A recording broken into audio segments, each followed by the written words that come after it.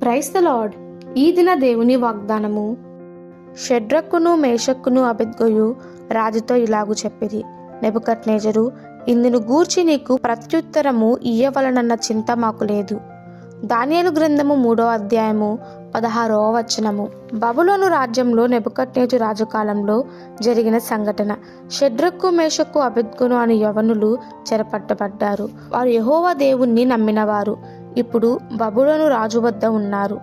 ఆ రాజు తన దేశమందు విగ్రహాన్ని నిలవబెట్టి అందరూ ఆ విగ్రహానికి మ్రొక్కాలని ఆజ్ఞాపించాడు. ఎవరైతే ఆ విగ్రహానికి మ్రొక్కరో వారిని అగ్నిగుండంలో వెయ్యాలని రాజు ఆజ్ఞాపించాడు.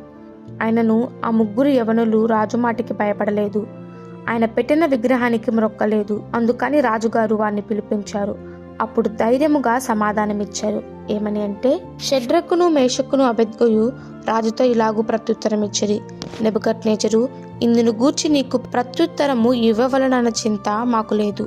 మేము సేవించుచున్న దేవుడు మండుచున్న మేడిమి గల ఈ అగ్నిగుండము నుండి మమ్మను తప్పించి రక్షించుటకు సమర్థుడు, మరియు నీ వశము పడకుండా ఆయన మమ్మల్ని రక్షించును.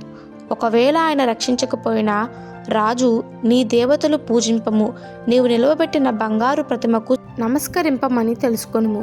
షడ్రకు మేషక్కు అబేద్గోను దేవుణ్ణి రుచి చూచారు. ఆయన రక్షింప సమర్థుడని గ్రహించారు.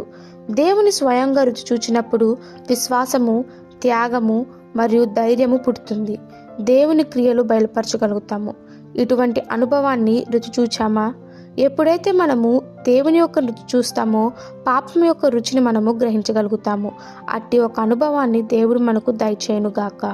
ఈ దిన దేవుని వాగ్దానము మనందరి జీవితంలో నెరవేరులాగున ప్రభు కృప మనకి తోడై ఉండునుగాక. ఆమెన్. God bless you.